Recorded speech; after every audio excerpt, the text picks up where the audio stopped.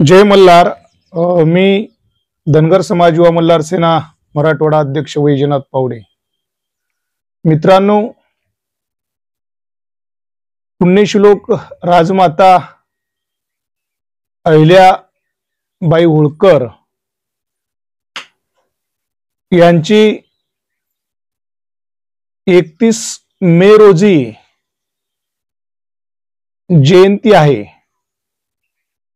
कारण पुण्यश्लोक राजमाता अहिल्यादेवी होळकर यांना पूर्ण 300 वर्ष झाले आहे आणि म्हणून या पृथ्वी तलावर त्रिशताब्दी म्हणून मोठ्या उत्साहाने या ठिकाणी पुण्यश्लोक राजमाता अहिल्याबाई होळकर यांची जयंती केंद्र सरकार आणि महाराष्ट्र सरकारने चांगली करण्याची ठरवलेली आहे।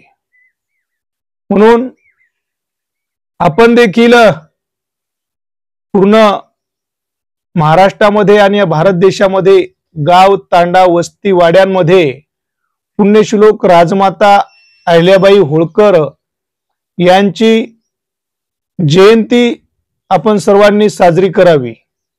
मित्रांनो, जयंती साजरी करण्याचं कारण काय असते? कारण पुण्यश्लोक राजमाता अहिल्याबाई होळकर सुद्धा एक मनुष्य होत्या, आपण सुद्धा देखील मनुष्यच आहोत। पण जे महान योद्धे, जे महान पुरुष होऊन गेले, त्यांनी जाती धर्मासाठी, सर्वसामान्य जनतेसाठी आपलं जीवन हे समर्पित केलेलं असते। त्याच पद्धतीनं पुण्यश्लोक राजमाता अहिल्याबाई होळकर यांचा जन्म झाला आणि जन्म झाल्याच्या नंतर जेव्हा पुण्यश्लोक राजमाता अहिल्याबाई होळकर यांना कळायला लागलं की हा मनुष्य जन्म पुन्हा नाही, हा मनुष्य जन्म एकदाच आहे आणि या मनुष्य जन्मामध्ये मी काचाचा जरी बंगला बांधला आणि सोन्याच्या ताटामध्ये जेवण केलं, चांदीच्या गिलासानं पाणी पिले आणि एक दिवस संपले तर मला कोणी विचारणार नाही। आणि म्हणून पण मी जर माझ्या या जनतेसाठी, माझ्या या स्वराज्यासाठी जर मी जीवन जगले तर माझं नाव चंद्र सूर्य आहे, तोपर्यंत हे कायमस्वरूपी टिकून राहणार आहे। आणि माझ्या या राज्यातील सर्वसामान्य जनतेला ज्या ज्या ठिकाणी त्रास होतो, ज्या ज्या ठिकाणी अन्याय होतो, त्या त्या ठिकाणी हे कार्य मी केलं पाहिजे। आणि म्हणून पूर्ण आपलं आयुष्य पुण्यश्लोक राजमाता अहिल्याबाई होळकरांनी या समाजासाठी आपलं आयुष्य पूर्ण समर्पित केलं। आणि समर्पित करीत असताना बघा, त्या व्यक्तीला आपल्या स्वतःच्या देहाचा अग्निकुंड करून आपल्या सर्व आशा आकांक्षा दूर ठेवून हे फक्त एक समाजासाठी यांनी जीवन जगलेलं आहे। आणि जीवन जगत असताना ज्या त्यांच्या या कार्यकाळामध्ये, त्यांच्या या जीवनशैलीमध्ये त्यांना खूप मोठा त्रास असतो। खरं तर आपल्या घरापासून, आपल्या भावकीपासून, आपल्या गावापासूनच खूप मोठा त्रास असतो। पण या सर्व त्रासाला त्यांनी समोर जाऊन आपल्याला व्यत्यास घडवायचा आहे, सर्वसामान्य जनतेला आपल्याला त्या ठिकाणी न्याय द्यायचा। एक छोटं उदाहरण आहे, पुण्यश्लोक राजमाता अहिल्याबाई होळकर यांचा मुलगा आपला स्वतःचा रथ घेऊन आपल्या त्या गावातून जात होता आणि त्या ठिकाणी एक गावरान गाईचा बछडा, एक गावरान गाईचं कारवड म्हणतो आपण किंवा एक वासरू म्हणतो, ते वासरू त्या रस्त्यामध्ये आलं। पण पुण्यश्लोक राजमाता अहिल्याबाई होळकरांचा जो मुलगा होता तो हंपणामध्ये गेला आणि हंपणामध्ये गेल्याच्या नंतर ते बछडा त्या रथाखाली तुडवल्या गेला, तो चिरडल्या गेला। आणि हीच बातमी पुण्यश्लोक राजमाता अहिल्याबाई होळकर यांना कळाली आणि ताबडतोब कळाल्याच्या नंतर त्यांनी आपल्या मुलाला बोलवून घेतला आणि भर चौकामध्ये जसा तो वासरू, तो बछडा रथामध्ये चिरडला, त्याच पद्धतीनं पुण्यश्लोक राजमाता अहिल्याबाई होळकरांनी कुठला स्वार्थ न बघता आपल्या स्वतःच्या मुलाला सुद्धा त्यांनी शिक्षा दिली, आपला स्वतःचा मुलगा सुद्धा त्यांनी चिरडला। म्हणून राज्यकर्ता असावा तर पुण्यश्लोक राजमाता अहिल्याबाई होळकर यांच्यासारखा राज्यकर्ता असावा, तरच या महाराष्ट्राच्या मातीला आणि सर्वसामान्य जनतेला न्याय मिळू शकतो।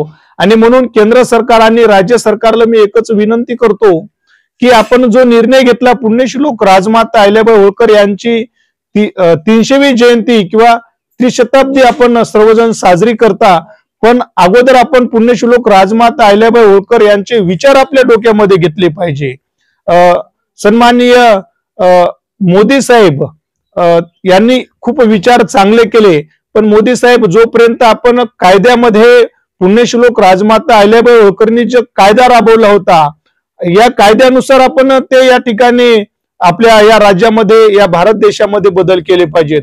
पूर्वीच्या काळामध्ये पुण्यश्लोक राजमाता अहिल्याबाई होळकर जर एखाद्याला अन्याय केला तर त्याला डायरेक्ट शिक्षा करत होते, त्याला फाशीची शिक्षा करत होते.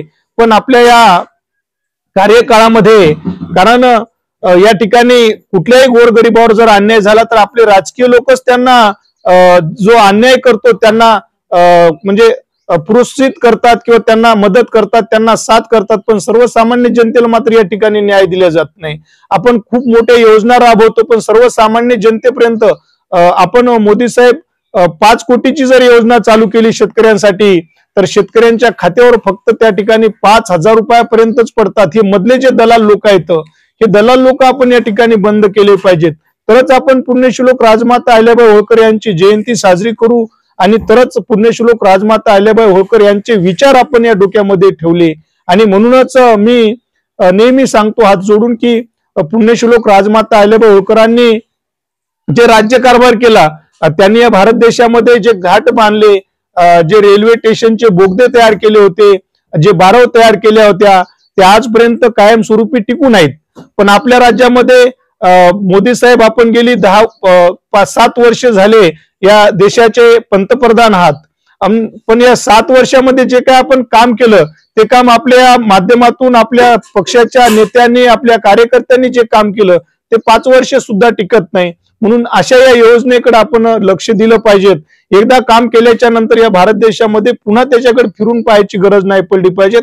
हा कारभार आमच्या पुण्यश्लोक राजमाता अहिल्याबाई होळकरांनी केला, आणि हे कारभार करत असताना एका जाती पुरता किंवा एका धर्मापुरता किंवा मर्यादित समाजापुरता पुण्यश्लोक राजमाता अहिल्याबाई होळकरांनी कारभार केलेला नाही. हे सर्वसामान्य जनतेसाठी पुण्यश्लोक राजमाता अहिल्याबाई होळकरांनी हे राज्यकारभार केलेला आहे. आणि म्हणून मला एकच विनंती करायची आहे की आपण या महाराष्ट्र देशामध्ये, या भारत देशामध्ये पुण्यश्लोक राजमाता अहिल्याबाई होळकर यांची मोठ्या उत्साहाने जयंती साजरी करावी. पण जयंती साजरी करत असताना पुण्यश्लोक राजमाता अहिल्याबाई होळकरांनी जे राज्यकारभार केला, हाच राज्यकारभार आपल्या डोळ्यासमोर जर आपण ठेवला तर नक्कीच पुन्हा एकदा या भारत देशाचा इतिहास घडल्याशिवाय राहणार नाही. हीच मी पुण्यश्लोक राजमाता अहिल्याबाई होळकर यांच्या त्रिशताब्दी जयंती निमित्त मी सर्वांना माझा नम्र जय मल्हार, जय अहिल्या.